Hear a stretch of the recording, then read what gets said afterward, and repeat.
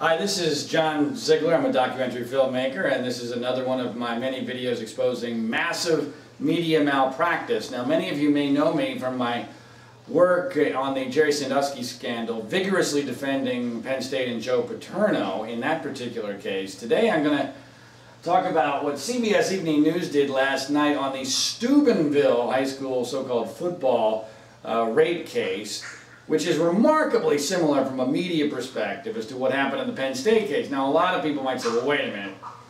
Why is this guy defending Steubenville? He's defending Penn State. Does he have a problem with rape? Does he not think it's serious? No, that's ridiculous. It's absurd. The reality is that I actually have a much stronger and longer connection to the Steubenville case than I do to the Penn State case. I didn't go to Penn State. I went to Georgetown. But in Steubenville, I actually lived there, was a TV sportscaster there, spent an entire year writing a book about the Big Red high school football team, which had the same coach that they currently still do, Reno Suckosh.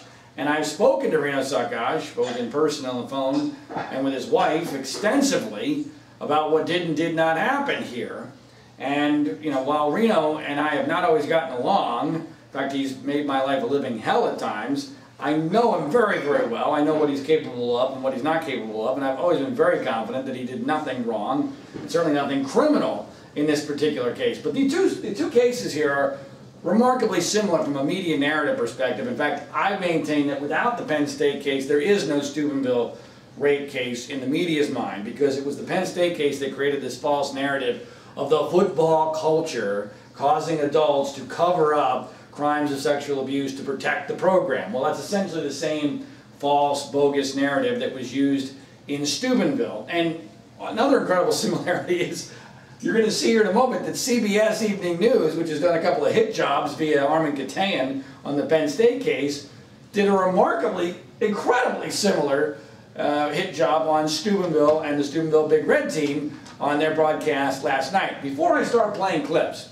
a couple things you need to understand about the Steubenville case that I'm sure you've never been told in the news media about why this is not a football story in its essence. Number one, the two kids, the students from Steubenville, who were eventually convicted of this crime, never played one down of varsity football. Not one down before they committed the crime, not one down, obviously, after they committed the crime. Not one down of varsity football, which is kind of strange for a supposed citywide or school-wide cover-up for two kids who had never played it down. And by the way, apparently we're both better at other sports than football.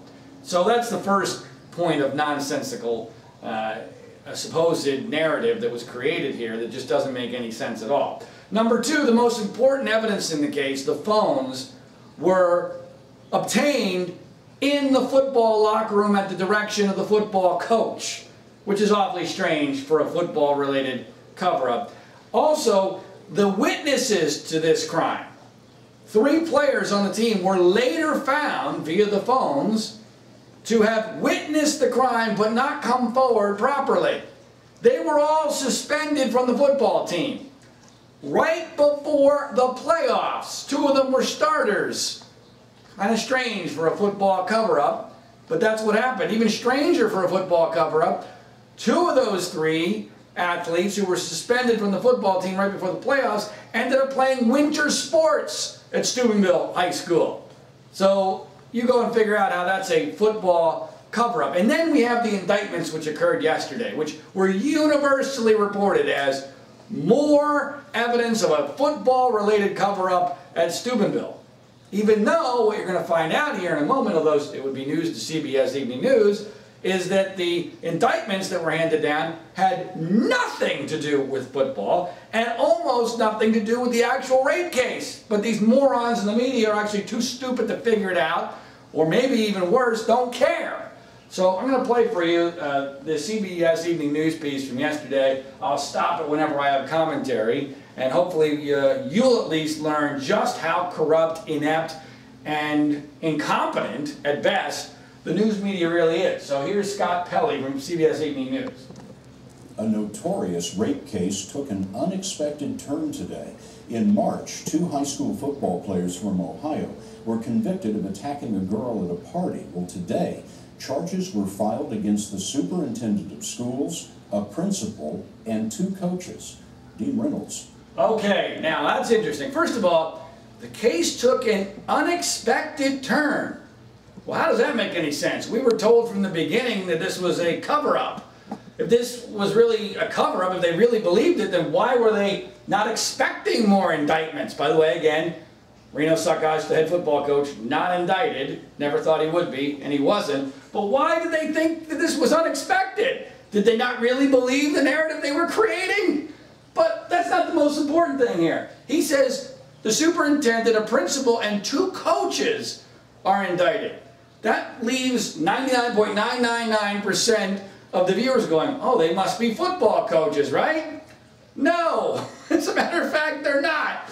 One is a middle school wrestling coach. The other is a former volunteer assistant coach whose allegations against him have nothing to do with covering up the rape and have to do with a situation which occurred before the rape involving underage drinking. And I'm not convinced that we're not going to eventually find out that what that former volunteer assistant coach did wasn't perfectly appropriate, or at least legal, or at least not illegal. But that's yet for a court to decide. So let's go and find out what Dean Reynolds has to say as he creates this football narrative. Has been following the case. In football-crazy Steubenville, Ohio, the rape case was riveting and humiliating. Photos posted online of the drunk 16-year-old victim dragged from room to room by 2 players at a crowded party fueled the suspicion that many more were guilty but had escaped punishment. Last January, we asked School Superintendent Michael McVeigh why, for example, responsibility for disciplining any other players admittedly at the party was given to the football coach.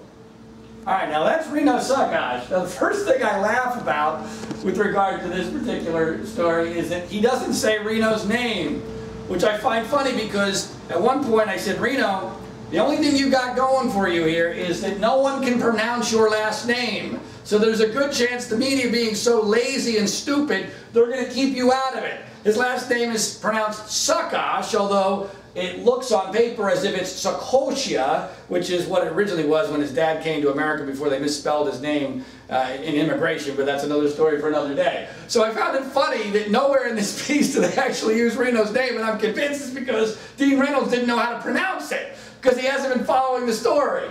But more importantly than that, the implication there is that somehow Reno or the coaches didn't discipline the other kids involved, in other words, as witnesses. But I've already told you that's false. How come there's not one word in here about the fact that, oh, by the way, there were 3 players, including 2 starters, who were suspended just before the playoffs last year. And as I mentioned, that they played other sports immediately afterwards. But we don't want to mention that. Instead, we're going to talk to Michael McVeigh. Now listen to Michael McVeigh, the superintendent who was indicted yesterday. And for you Penn State fans out there, think about what would have happened if one of your administrators had reacted in this way with regard to Joe Paterno. Do you see a possible conflict of interest there? Protocol was followed, sir. What is the protocol? Did you and the principal defer to the football coach? We followed our discipline protocol as we usually do. And once everything's over, when the facts are out, then we will make our decisions of what has to be done or who was involved or who was not involved. But McVeigh now stands indicted on charges of tampering with evidence, lying to investigators, and urging others to lie. 2 coaches and a principal have also been indicted. Okay, now, first of all, isn't that a novel idea? We're going to wait for all the facts to come out and then determine who's responsible and who's not. Again, a pure implication somehow that the players who were somehow witnessing or involved in this were not disciplined, which is flat out false. But then, once again, we have the indictment list there. And what's amazing about the indictment list is a couple of things.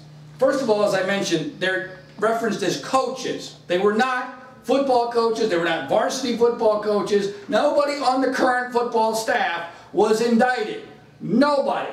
But even more incredibly, and I don't believe that Dean Reynolds knew this because most of the media, in fact almost all the media got fooled here, is that I believe the evidence is now overwhelming that the indictments had almost nothing to do with the rape case. As I mentioned, that former volunteer football assistant, that was dealing with underage drinking before the rape case.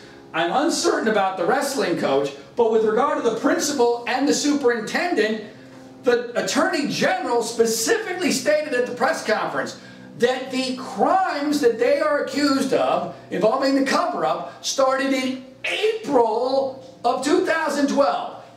April! The rape occurred in August of 2012. Even a member of the news media ought to be able to figure out, as moronic as they are, wait a minute, that means there must be another episode or incident going on here, because you can't cover something up which hasn't happened yet.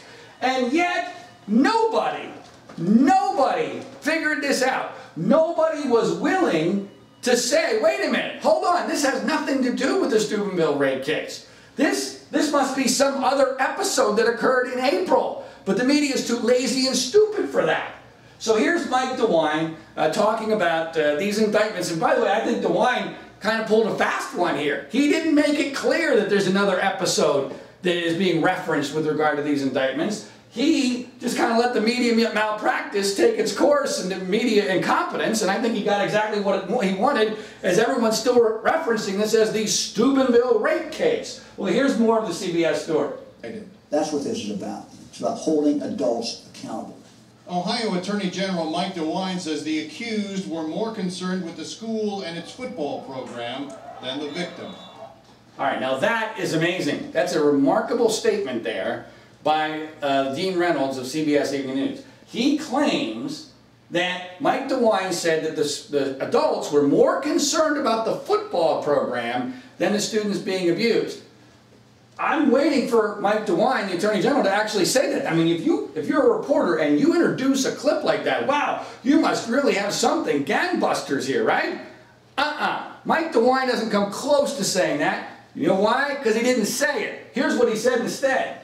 This began as a rape of a 16-year-old girl, a horrible crime of violence.